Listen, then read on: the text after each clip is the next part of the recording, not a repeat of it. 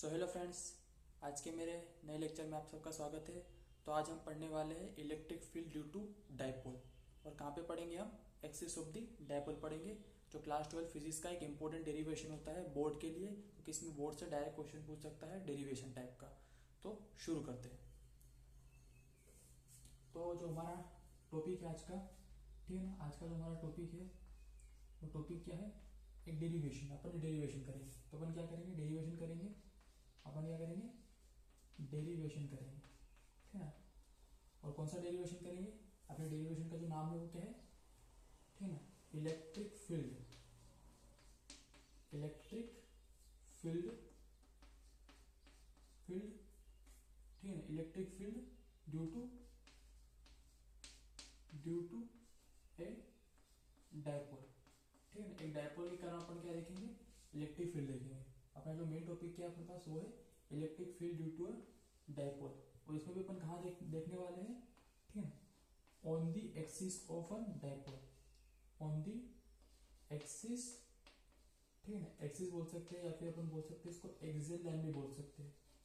Axial line भी बोल सकते हैं, ठीक है ना, ऑन दी एक्सिस या फिर एक्सियल लाइन, ठीक है ना, ऑफ ए डायपोल।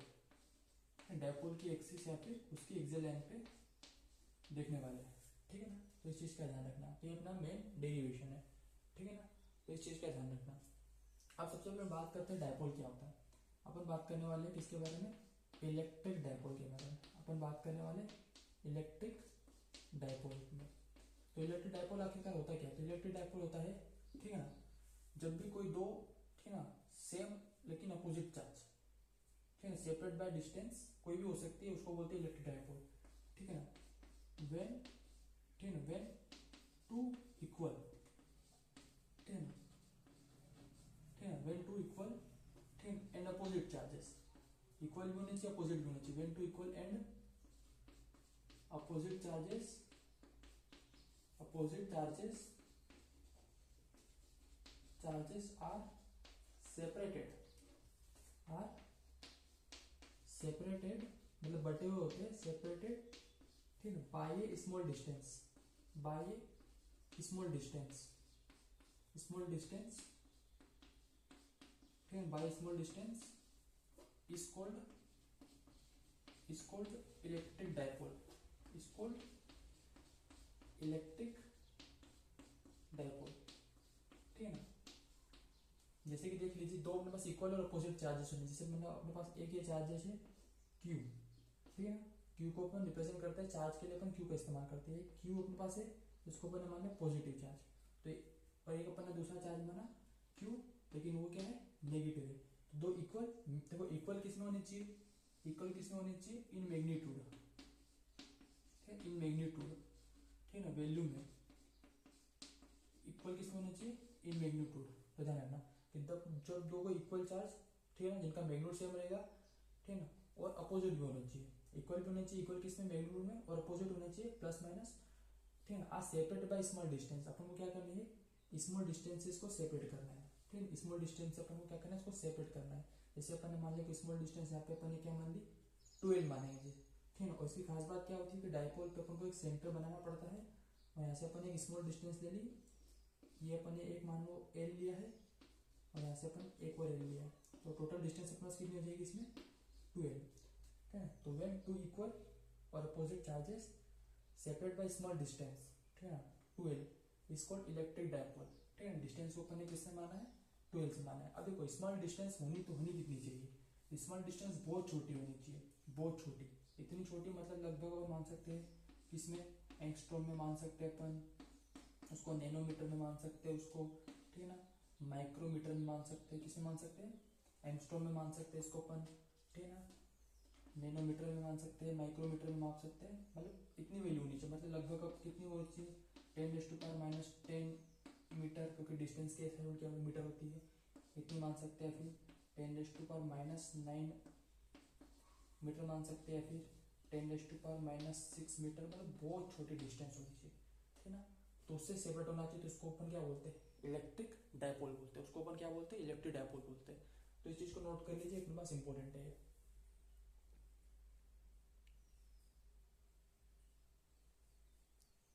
ठीक है ना। तो जब दो इक्वल या अपोजिट चार्जेस, ठीक है, इक्वल किसमें मैग्नीट्यूड में होना चाहिए, separate by small distance. Small distance कितनी होनी चाहिए, बहुत छोटी, एंगस्ट्रॉम में आनी चाहिए, नैनोमीटर में होनी चाहिए, फिर माइक्रोमीटर, मतलब 10⁻⁻10 मीटर, -9 मीटर, 10⁻6 मीटर, इसको बोलते हैं दिस कॉल्ड इलेक्ट्रिक डाइपोल। इसको क्या बोलते हैं, इलेक्ट्रिक डाइपोल बोलते हैं, ठीक है ना, मिटा दे इस चीज को, ठीक है।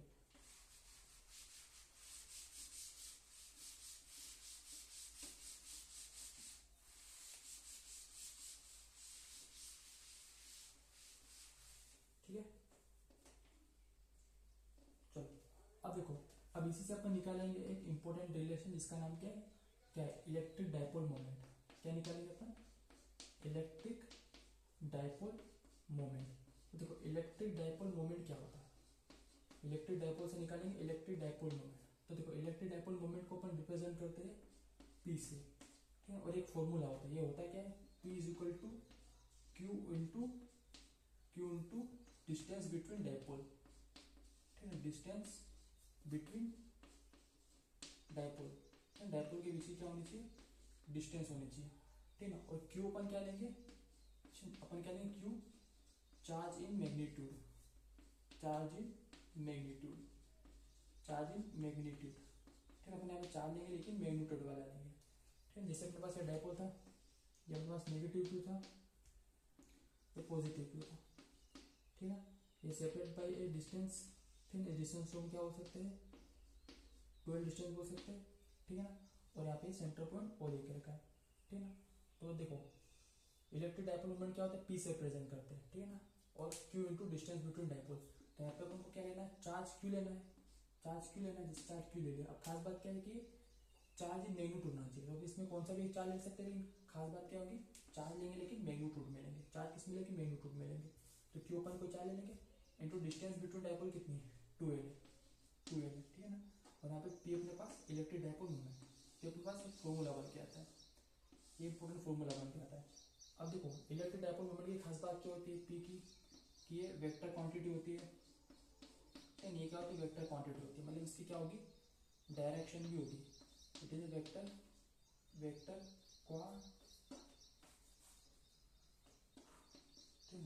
क्वांटिटी, मतलब इसकी क्या होगी, कुछ ना कुछ डायरेक्शन होगी, ठीक है, वेक्टर क्वांटिटी होगी। और ध्यान रखना इसकी डायरेक्शन कहाँ से होगी, डायरेक्शन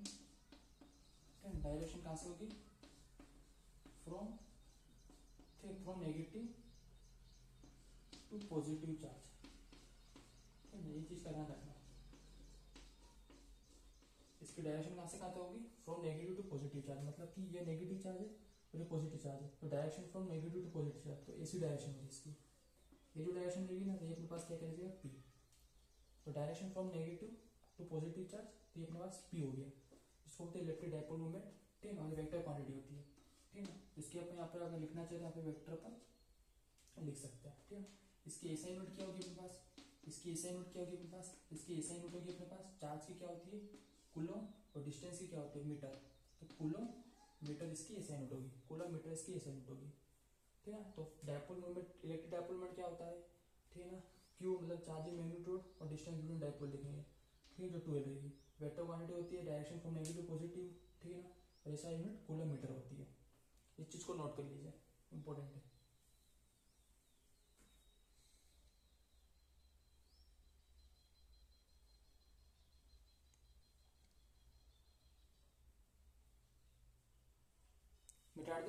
मिटा दे, ठीक है।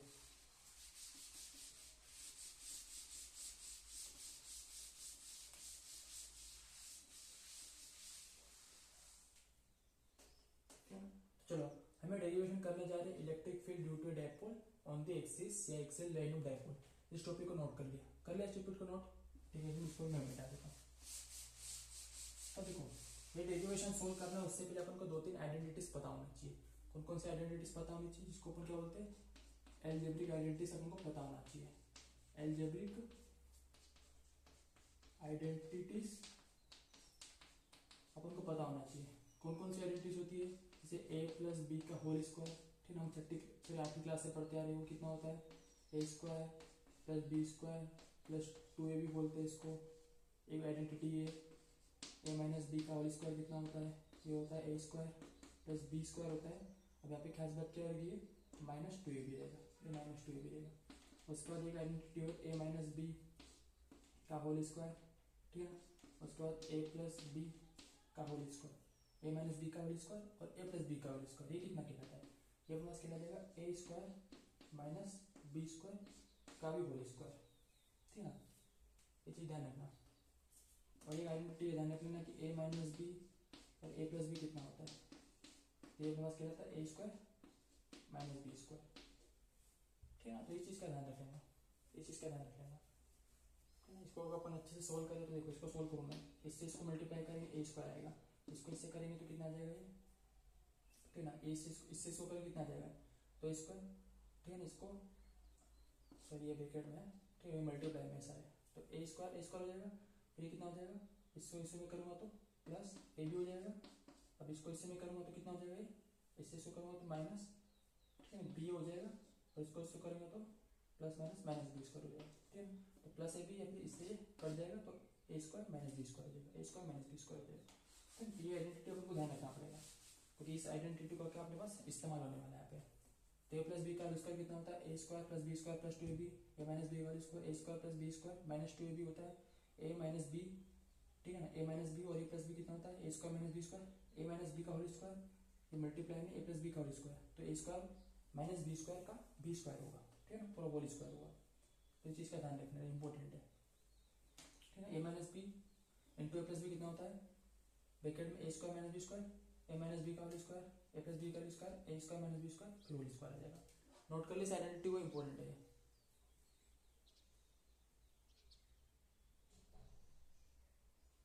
मिटा दे, मिटा दे, मिटा दे, ठीक है।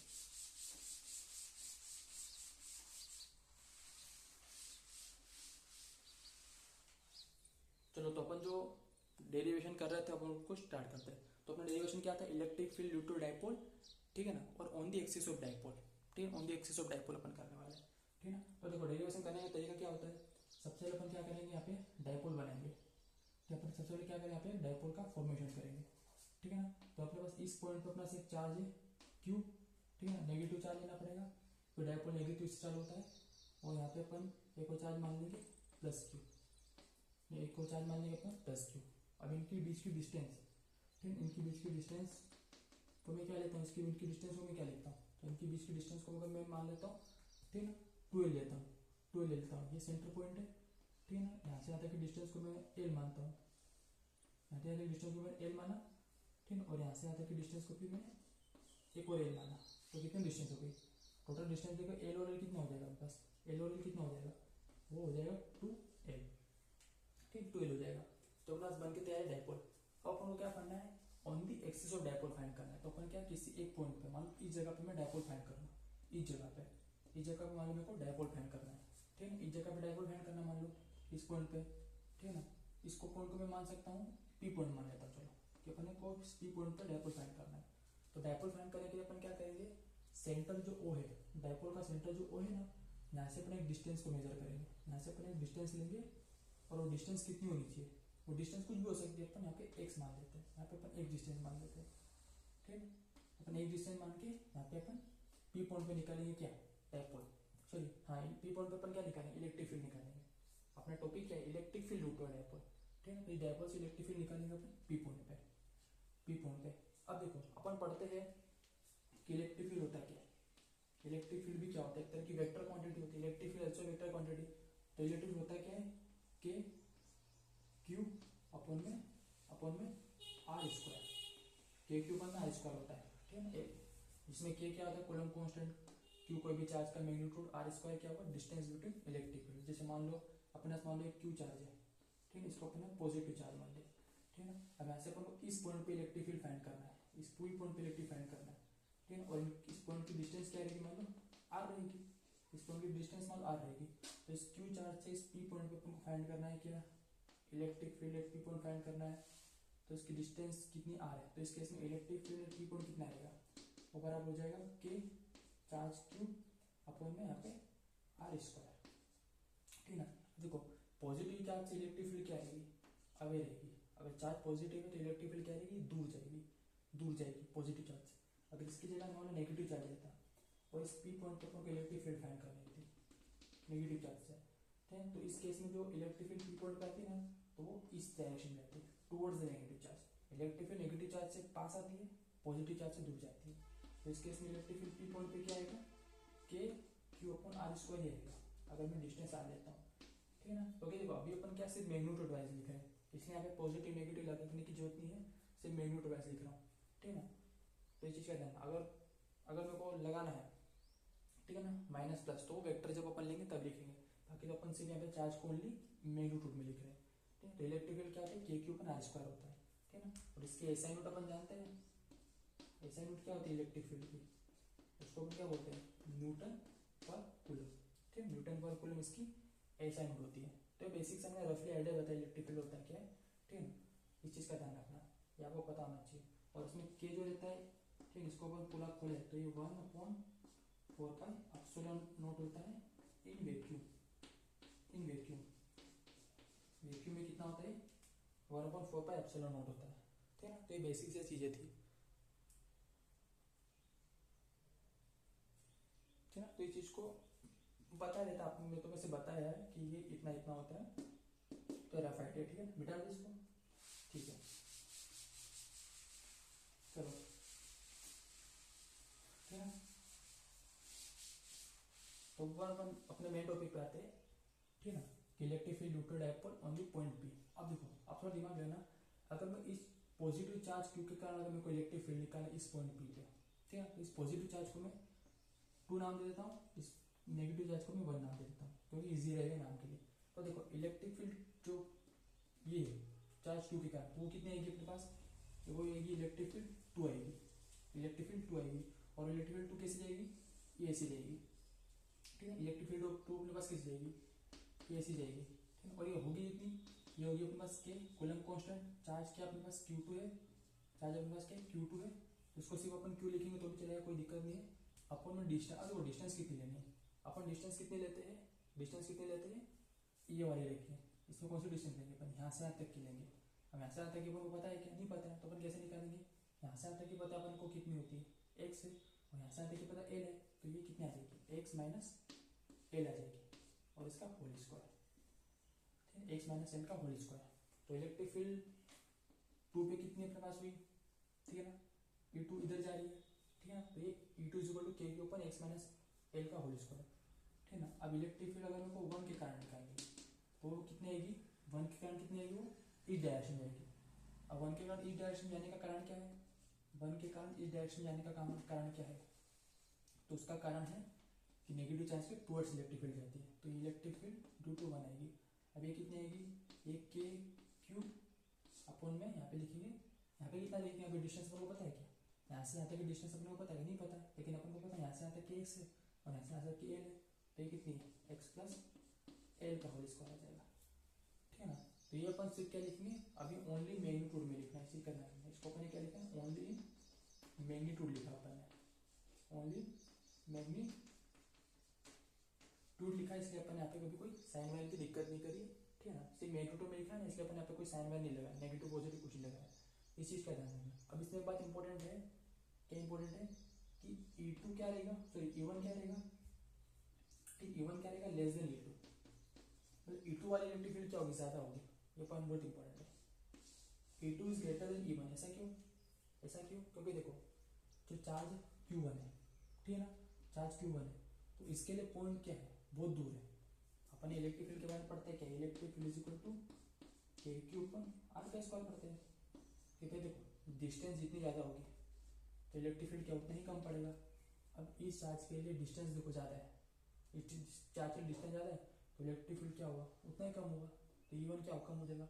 अब ये चार्ज के लिए देखो डिस्टेंस पास में, इसका बिल्कुल आधा डिस्टेंस है, इसका बिल्कुल आधा डिस्टेंस है, तो Q2 के लिए क्या है, डिस्टेंस क्या रहेगी, Q2 के लिए डिस्टेंस कम रहेगी, तो इलेक्ट्रिक फील्ड क्या बढ़ जाएगी। तो Q2 के कारण जो इलेक्ट्रिक फील्ड आएगी कौन सी, E2 वाली, वो ग्रेटर होगी नहीं E1 से, इससे ग्रेटर होगी ना, ये चीज़ ध्यान रखना, ये चीज़ ध्यान रखना। अब अपन क्या फाइंड करेंगे, अपन फाइंड करेंगे E2 और E1, तो अपन इस पॉइंट पर फाइंड करने वाले हैं इलेक्ट्रिक फील्ड नेट। अपना मेन टारगेट क्या, अपन को इलेक्ट्रिक फील्ड नेट फाइंड करना है, इलेक्ट्रिक फील्ड नेट फाइंड करना है। अब ये कैसे फाइंड होगा मैं बताता हूँ, ठीक है ना। अगर मेरे को इलेक्ट्रिक फील्ड नेट फाइंड करना है, ठीक है ना, इलेक्ट्रिक फील्ड नेट फाइंड करना है, ठीक है ना, पी पॉइंट पे मान लो इलेक्ट्रिक फील्ड फाइंड करना अपने को नेट पी पॉइंट पे, तो कितना आएगा E2 माइनस E1। भाई E2 माइनस E1 करना पड़ेगा ना, भाई E2 माइनस E1 करेंगे तब जाके तो क्या होगा, इलेक्ट्रिक फील्ड नेट अपन को फाइंड होगी। ठीक है, इस पॉइंट पे अब देखो E2 अपने पास कितना है, E2 अपने पास कितना है, तो अपने E2 दे के रखा है KQ, ठीक है ना, अपन में x माइनस एल का होल स्क्वायर। जिसमें बहुत सारे बच्चे सोचेंगे इसमें माइनस प्लस क्यों नहीं लगा है, माइनस प्लस इसलिए लगा क्योंकि अपन को सिर्फ मेन रूल में देखना है, लास्ट में अपन क्या करेंगे इसको वेक्टर फॉर्म में लिखेंगे तब माइनस प्लस आ सकता है। अब अपने से क्या मेन रूल लिखा है ताकि डेरिवेशन इजी हो सके, तो KQ अपन x माइनस एल का स्क्वायर, E1 कितना देख रखा अपने पास, E1 देख रखा अपने पास KQ अपॉन में x प्लस एल का होल स्क्वायर। ठीक है ना, ये अपने पास बन गया रिलेशन। ठीक है ना, ये अपने पास रिलेशन बन गया अपने पास। अब एक चीज ध्यान रखना, एक चीज ध्यान रखना, अगर अपन को पी पॉइंट पर इलेक्ट्रिक फील्ड निकालना तो अपन क्या करेंगे KQ को कॉमन ले लेते हैं, अपन KQ को भैया क्या कर लेते हैं बाहर कॉमन ले लेते हैं, KQ अपन को बाहर कॉमन ले लें तो कितना आ जाएगा 1 अपॉन में x माइनस एल का होल स्क्वायर माइनस में 1 अपॉन x प्लस का होल स्क्वायर, x प्लस का होल स्क्वायर आ जाएगा, ठीक है, x प्लस का होल स्क्वायर आ जाएगा। ठीक है ना, फिर x प्लस एल का होल स्क्वायर आ जाएगा। अब मैं क्या करूँ, अगर इसको मैं नीचे ले लूँ,